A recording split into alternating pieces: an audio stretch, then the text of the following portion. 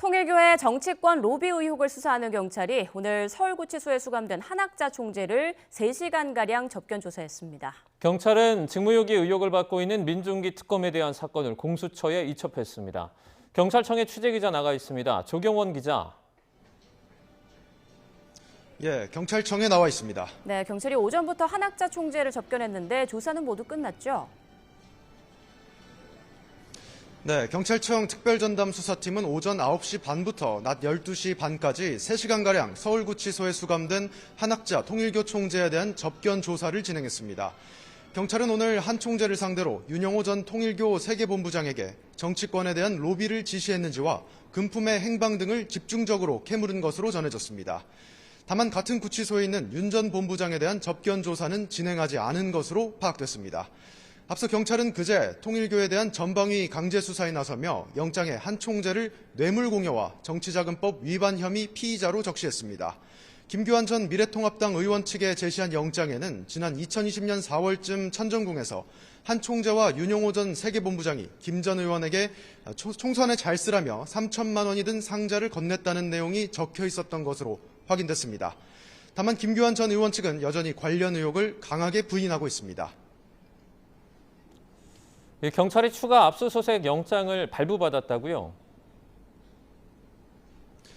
경찰은 압수수색을 개시한 그제 전재수 전 장관과 임종성 전 의원, 김규환 전 의원에 대한 압수수색 영장을 추가로 발부받은 것으로 확인됐습니다. 경찰청 특별전담 수사팀 관계자는 이들의 추가 거주지가 있을 경우를 대비해 영장을 신청했으며 주소는 특정하지 않았다고 밝혔습니다. 또 영장 유효 기간은 한 달이라고 덧붙였습니다. 앞선 압수수색으로 경찰은 전재수 전 장관이 지난 2021년 통일교 행사에 보낸 축전을 확보했는데 통일교로부터 받았다는 의혹이 있는 불가리 시계는 찾지 못한 것으로 파악됐습니다.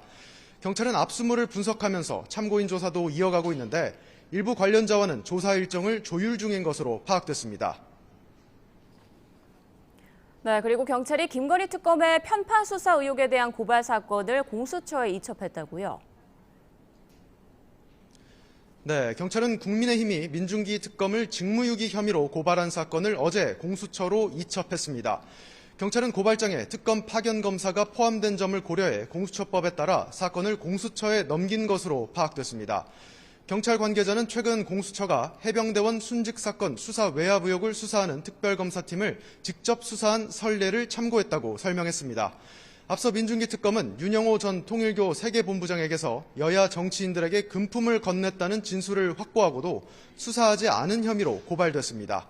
공수처는 넘겨받은 사건의 관할권에 대한 자체 유권 해석을 거쳐 사건을 수리할지 결정할 방침입니다. 지금까지 경찰청에서 YTN 조경원입니다.